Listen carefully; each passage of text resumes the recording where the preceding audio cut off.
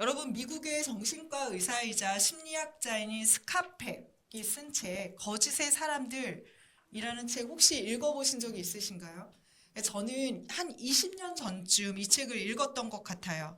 근데 당시 그 책을 읽으면서요, 제가 건강한 관계란 무엇인가에 대해서 깊이 고민했던 기억이 있습니다.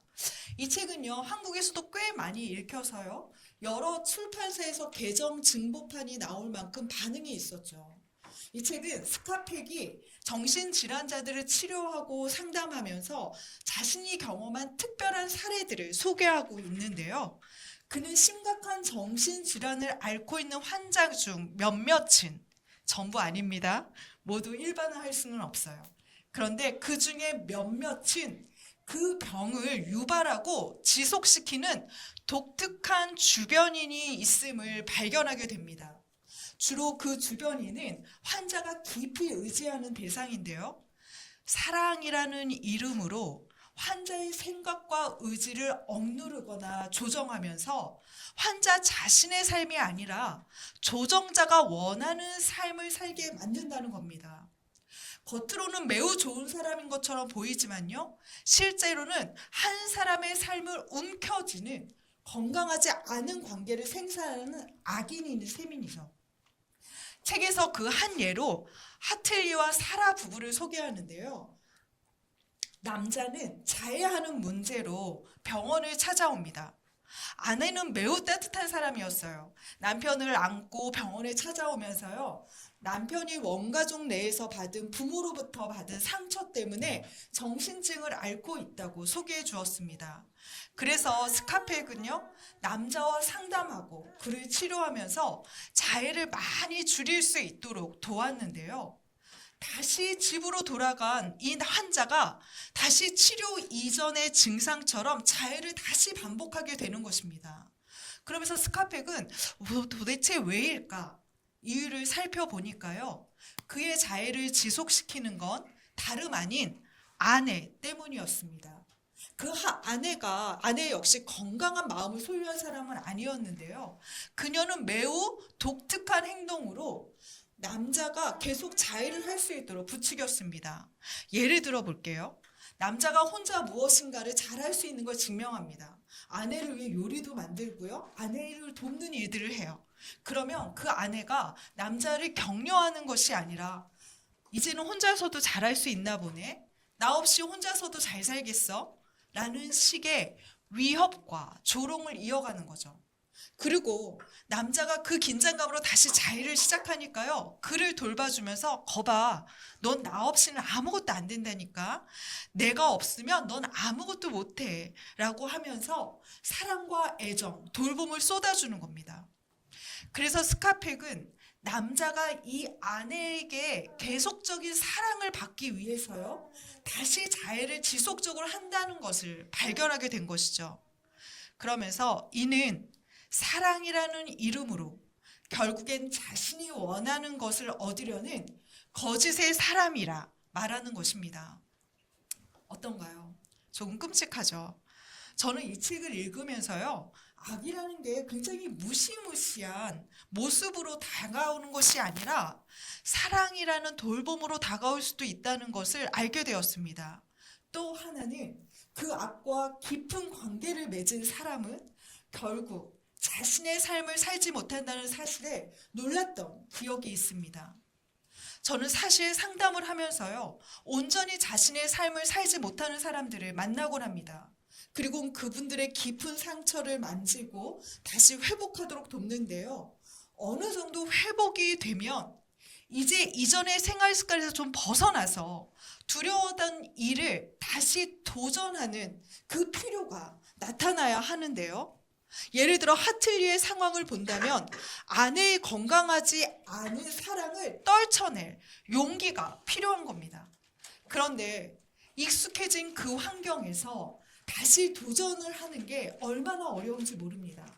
그래서 상담에서 안타까운 장면은요, 자신의 상처를 인식하고 치료하는 데까지는 이르렀지만 온전히 나의 삶을 살기 위해서 떨쳐내야 하는 관계, 용기를 내야 하는 도전을 하지 못하는 사람들입니다.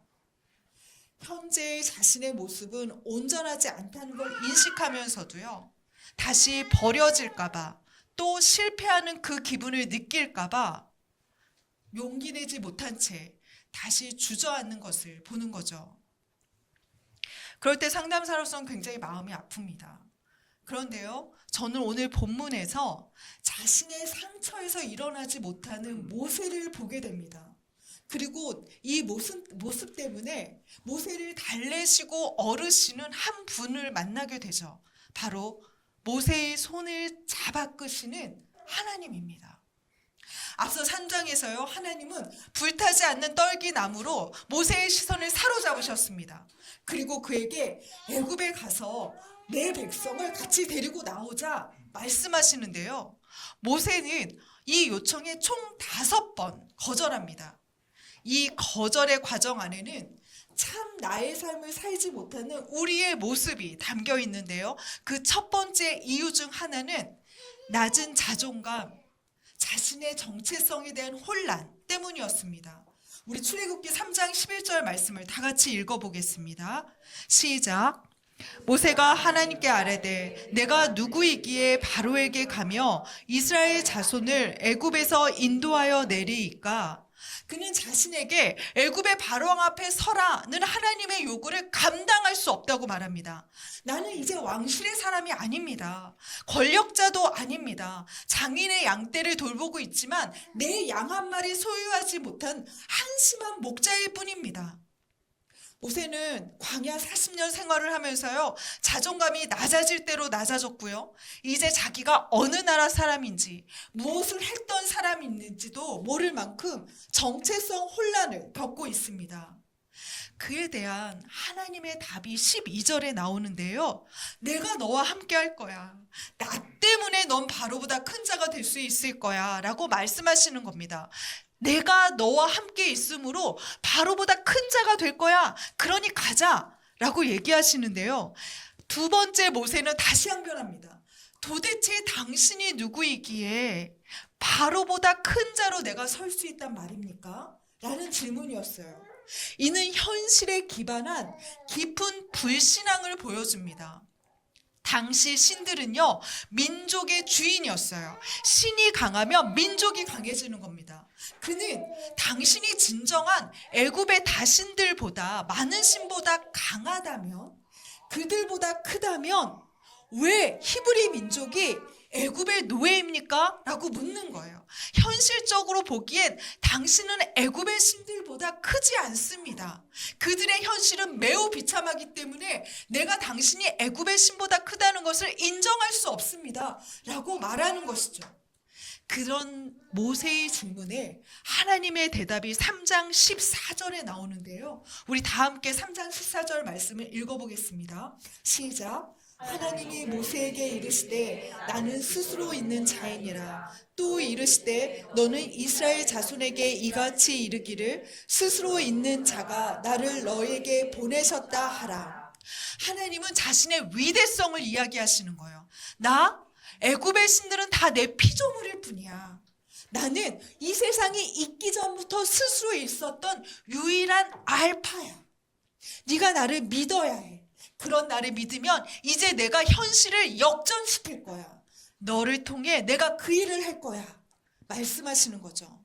자, 내가 어떤 자격이 있습니까? 난 그럴 만한 자격이 없는 사람이에요 라는 정체성 혼란을 가질 때요, 그 자격 나 때문에 부여되는 거야. 내가 같이 있으면 다른 정체성이 되지 말하고요, 도대체 당신이 어떤 신입니까?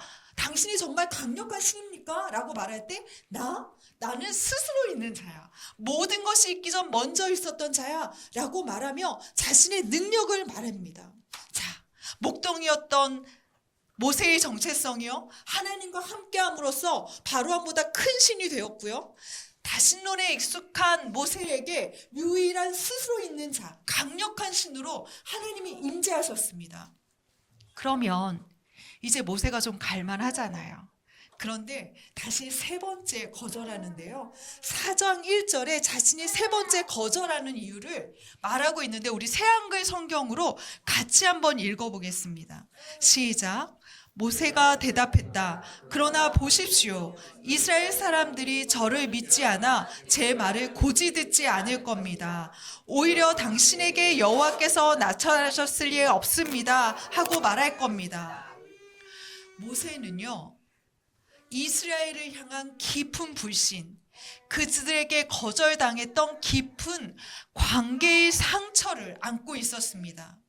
우리 출애굽기 2장 13절과 14절에서 모세는 자신이 애굽의 감독관을 때려 죽였을 때 최소한 이스라엘 백성들만은 나를 인정하고 사랑해 줄 것이다, 나를 리더로 인정해주고 따를 것이다 라고 믿었을 것입니다. 하지만 그들은 누가 당신을 우리의 감독관으로 삼았습니까? 라고 질문하며 모세를 자신의 민족으로부터 밀어내고 있었습니다. 당신은 그저 애굽의 왕실에서 온 우리의 새로운 감독관일 뿐입니다. 게다가 살인까지 저지르는 감독관이요. 바로 이 이야기에서요, 모세가 광야로 도망가잖아요.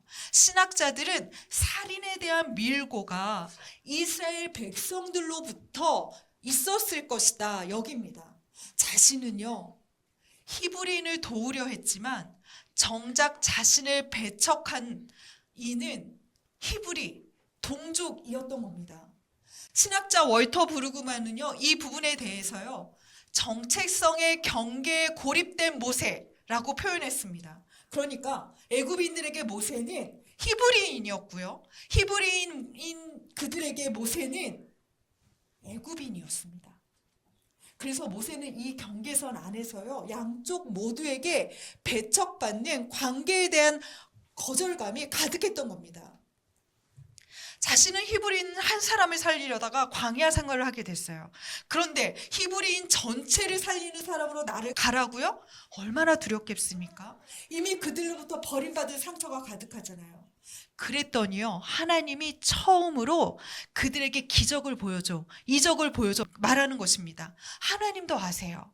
이스라엘 사람들이 얼마나 미성숙하고 불신앙적인 사람인지 알았기 때문에 그들에게도 하나님이 기적을 보여주라 말합니다. 마치 요한복음 4장 48절에서요, 예수님이 표적을 봐야 믿는 미숙한 사람들이다 라고 질책하시면서 왕의 신하 아들을 고치셨잖아요. 그런 것처럼 이적을 베풀라고 이야기하는데요, 모세에게 베풀라고 했던 첫 번째 이적은 손에 든 지팡이를 던져 뱀이 되게 하라는 것입니다. 여러분, 뱀이 무엇입니까? 뱀은 이스라엘 민족에게 이집트 왕권의 상징이었어요.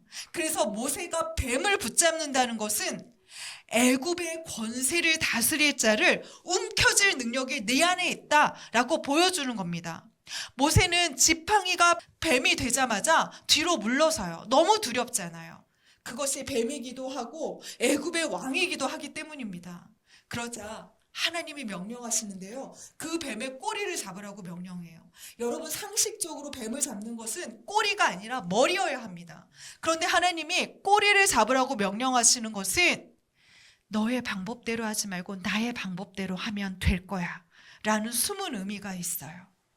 하나님이 그 어리석은 방법처럼 보이는 것을 통해서 너를 왕으로 세우는 그 자리로 나아갈 거야 라고 말씀하시는 겁니다. 그래서요, 순종하는 마음으로 모세가 꼬리를 잡자 그것이 다시 지팡이로 됩니다. 그런데 여전히 모세는 갈 마음이 없어요. 그러자 두 번째 이적을 또 보여주는데요, 나병의 발병과 치유에 대한 이적입니다. 모세에게 손을 품에 넣었다 빼라고 하니까요, 나병이 손에 하얗게 발병되어 있어요. 원어적인 의미에서 보면 마치 오랜 전부터 있었던 나병처럼 보인다는 겁니다. 그리고 다시 넣었다 빼라고 하니까요, 하얗게 치료된 손이 나와요. 왜 이 이적이 중요했을까요? 이스라엘 백성에게 나병은요, 하나님의 징벌이었습니다. 하나님이 그 사람의 죄 때문에 내린 벌이었어요.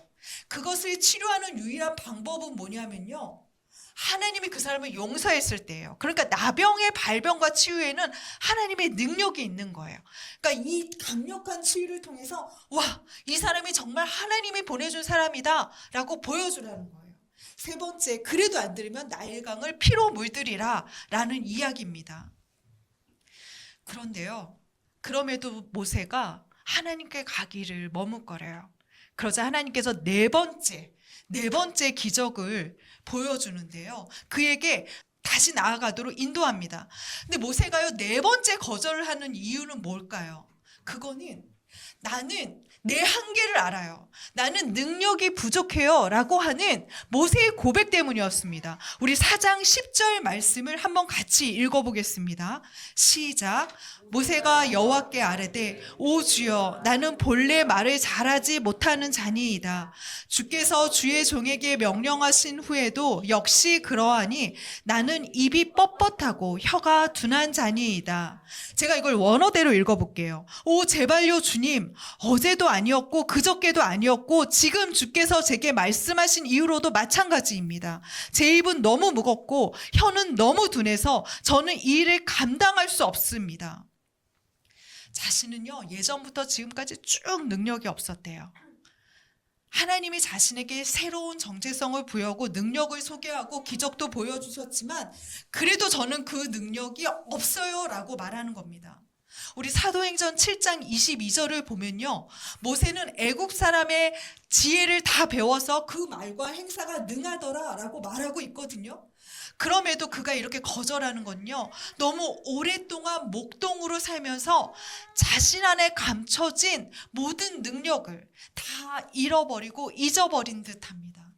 그것이 발휘되는 게 두려운 거예요. 왜요? 그것이 발휘될 때, 이전에 자기의 모습으로 돌아갈 때 지금 있는 모든 상황을 다 버려야 하니까요. 목동이라는 안정된 직업, 익숙하고 편안해진 오늘의 삶이 게르솜처럼 좀 허망하게 느껴지긴 하지만 그래도 새로운 삶도 두려운 겁니다. 그러기엔 상처가 너무 많아요. 난 원래 이런 사람이야. 내가 목동인 게 다 좋다잖아. 내가 목동을 잘한다고 하잖아. 이러면서요, 이전에 자신이 실패했던 그 실패의 기억에 자신이 갇혀버리고 만 것입니다. 자신이 꿈꾸던 삶이 아니라요, 그저 누군가의 필요와 인정을 받는 안정된 삶에 자신을 가두어버리고 만 겁니다. 그러니까 하나님 뭐라 그러세요? 너 말 못하는 거 두려워하지 마. 내가 입이 되어줄게. 내가 할 말이 되어줄게. 넌 그저 서 있기만 해. 라고 말합니다. 이제 모세는 더 이상 핑계댈 것도 없어요. 다 해준대요. 기적도 보여주고 입도 되어준대요. 아무리 항변해도 자꾸 하나님이 답이 되어주세요. 그러자 모세가 5번째 저항을 하는데요. 그 이유는 저는 너무 무기력해요. 전 지금 아무것도 하고 싶지 않아요. 무엇을 다 주어도 하고 싶지 않아요. 라고 말하는 회피입니다. 13절에서 자신은 도저히 할 자신이 없대요. 오 주님, 다른 사람을 보내세요 말해요. 이 모든 일에서 자신을 제외시켜달라고 말합니다. 자, 그러면요, 제가 하나님이라면 모세를 좀 포기할 것 같아요. 그냥 모세 말고 그냥 거기 살고 있는 말 잘하는 아론 쓰면 되잖아요. 그곳에서도 이스라엘의 보통 리더가 또 있을 거란 말이에요. 그 사람을 사용하면 되잖아요. 그게 하나님의 자존심에도 좀 나을 것 같습니다. 그런데요, 이번엔 하나님이 분노하시면서요, 모세의 손을 잡아 끌어내십니다. 그리고 너 관계 때문에 불안해? 아론이 널 반갑게 맞이해 줄 거야. 널 맞이할 사람도 내가 준비할 테니까 너는 내가 너한테 입을 주면 그 입을 아론한테 줘서 아론과 모든 백성에게 나처럼 하나님처럼 되어봐. 그러니까 제발 그 지팡이를 담대히 들고 다시 돌아가 라고 모세의 손을 잡고 일으켜 세우십니다. 우리는 이후의 모세를 잘 알잖아요. 그가 얼마나 위대한 지도자인지. 구약에서 메시아를 예표하고 신약시대에서도 모두 지금도 필요한 훌륭한 리더라고 고백할 만한 모세가 됩니다. 그런 지혜와 용기, 언변이 그 안에 있다는 것을요, 자신도 인정하지 않았지만 하나님은 알고 계셨어요. 그래서 그를 결코 포기하지 않으셨습니다. 그리고 이 만남과 설득을 통해서요, 결국엔 모세에게 얼마나 큰 상급이 되어주십니까? 신약에도 보면요, 변화산에 나타난 한 인물 중에 하나가 모세가 될 만큼 모세는 강력한 이스라엘의 지도자가 됩니다. 하나님은요, 우리를 너무도 잘 알고 계십니다. 어쩌면 우리보다 우리를 더 잘 알고 계신지도 모르겠습니다. 우리 안에 얼마나 아름다운 것이 있는지 다 아시고 그 아름다운 빛으로 충만한 삶을 살길 지금도 초대하고 계십니다. 하지만 우리는요, 움직일 수 없다고 말해요. 나의 상처 때문에, 거절감 때문에, 실패한 기억 때문에, 그 미움받았던 기억 때문에 다시 도전하면 이 모든 것조차 잃어버릴까봐 감당할 수 없는 일이라고 말합니다. 하지만 주님은 정리해야 할 관계가 있다고 말씀하십니다. 그리고 그 정리해야 할, 빠져 나와야 할 그 장소로부터 일어나 나오라 라고 말하십니다. 일어나, 가자. 너 할 수 있어. 난 네 안에 좋은 것들을 숨겨놓았어. 그렇게 우리의 손을 잡고 일으켜 세우십니다. 강은교 시인의 당신의 손이라는 시에는 다음과 같은 구절이 있습니다. 당신의 손이 길을 만지니 누워있는 길이 일어서는 길이 되네. 당신의 슬픔의 살을 만지니 머뭇대는 슬픔의 살이 기쁨의 살이 되네. 아, 당신이 죽음을 만지니 천지에 일어서는 뿌리들의 뼈. 당신이 내게 손을 내미네. 물결처럼 가벼운 손을 내미네. 산맥처럼 무거운 손을 내미네. 하나님의 손은 살리는 손입니다. 그 손이 닿는 곳마다 누웠던 것이 일어나 슬픔이 기쁨이 되고 죽음도 생명이 되게 하십니다.